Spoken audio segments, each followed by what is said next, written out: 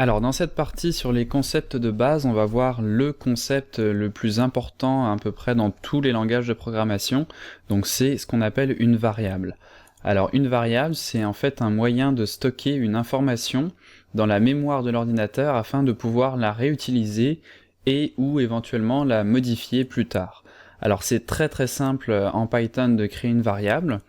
Donc là, je suis de nouveau avec mon setup, donc avec Sublime Text ici, dans lequel j'ai ouvert mon premier script, et mon invite de commande ici, dans laquelle je vais donc glisser pour commencer mon fichier pour pouvoir l'exécuter. Donc là, alors là, il print hello parce que j'avais hello qui était marqué ici dans mon fichier, donc je vais supprimer ça, je vais enregistrer, donc là j'ai rien, et donc si je reviens, voilà, il n'y a rien qui se passe, c'est normal, et donc je vais commencer par créer ma première variable. Alors la syntaxe elle est très simple, c'est tout simplement le nom de la variable, donc là je vais appeler ma variable,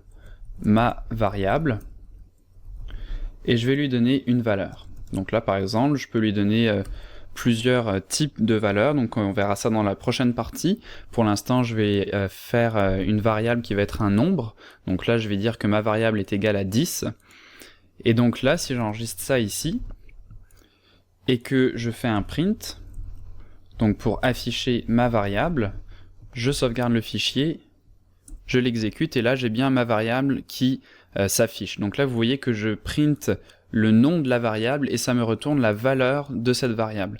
Donc c'est aussi simple que ça pour créer une variable, juste mettre le nom de la variable, un égal, pour lui associer une valeur et la valeur qu'on veut associer à la variable en question. Alors il y a quelques petites règles à respecter quand on fait une nouvelle variable sur le nom de la variable. Donc un nom de variable, ça peut être constitué uniquement de lettres, de chiffres et de underscore. Donc un underscore c'est ça ici, donc la barre en bas. Et donc le nom de la variable doit également commencer par une lettre. Donc là je vais vous montrer quelques exemples de variables qui ne fonctionneraient pas. Donc on a par exemple première variable comme ceci, ça fonctionnerait pas.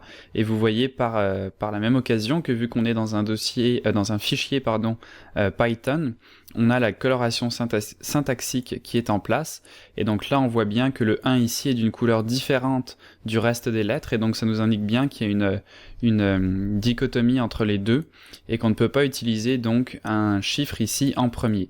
Je peux mettre un nombre après, donc si je mets par exemple, si je reviens avec ma variable, je peux dire ma variable 0,1, ça c'est pas de problème. Par contre, si je commence avec un chiffre, ça marche pas. De même, vu que Python est un langage de programmation qui vient d'un milieu anglophone, on n'a pas la possibilité de mettre ni des accents ni des espaces. Donc les accents en informatique sont souvent assez malvenus, les espaces aussi, on peut en mettre par exemple dans des noms de fichiers ou de dossiers, mais c'est quand même pas conseillé. Et bien là c'est pareil pour les variables, sauf que c'est pas juste pas conseillé, c'est pas possible. Si vous mettez un espace, par exemple si je dis mon nom comme ça égale, et là je vais mettre mon nom, ça va pas marcher. Donc là on a un espace, si on enregistre ça et qu'on fait un print, on va avoir une erreur. Donc là je lance le script et là vous voyez qu'il me dit que la syntaxe n'est pas valide puisque on a donc un espace et donc ce n'est pas un nom de variable qui est valide. Donc ça à bien retenir quand vous créez vos noms de variables, il y a quelques petites règles comme ça auxquelles il faut faire attention. De la même façon, le nom d'une variable est unique, donc c'est-à-dire que si je crée une variable, que je lui assigne une valeur, et que je refais une assignation par la suite, comme ceci, le nom ici, c'est le même dans les deux cas, et donc là ce que je fais c'est que j'écrase la valeur que j'avais précédemment dans ma variable. Donc si je fais un print à ce niveau-là de ma variable, un script Python c'est exécuté de façon linéaire, donc on exécute la première ligne, ensuite la deuxième ligne, la troisième ligne, etc. Donc là vu que le nom de variable est exactement le même sur la deuxième ligne que sur la première ligne, on va écraser, si vous voulez, la valeur qu'on avait précédemment. Donc là, si j'enregistre ça et que je relance, logiquement on va avoir la valeur de 20 qui va s'afficher, donc qui est la deuxième valeur ici. Cependant, les noms de variables sont sensibles à la casse, donc c'est-à-dire que si je mets une majuscule, comme ceci, sur le M, donc ces deux variables vont devenir différentes.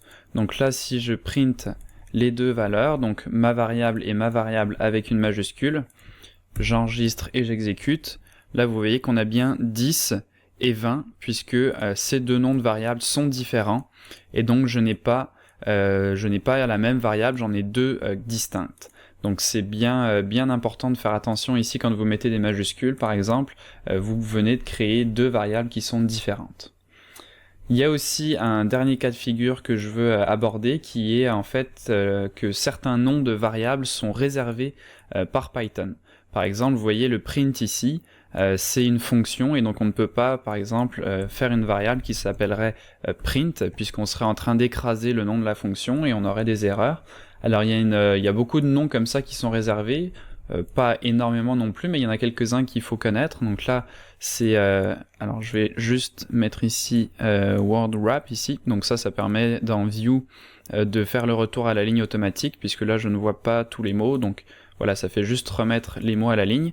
Et donc ça c'est la liste de tous les mots qu'on ne peut pas utiliser.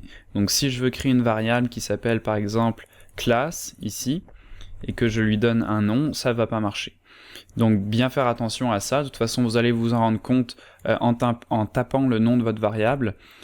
Si vous mettez classe, encore une fois, vous voyez que la coloration syntaxique nous aide beaucoup puisque le nom devient bleu, et donc ça nous donne une indication que ce nom de variable n'est pas disponible, contrairement à ces noms de variables ici qui sont blancs, et donc on comprend avec cette coloration syntaxique quel nom de variable est disponible et lequel ne l'est pas.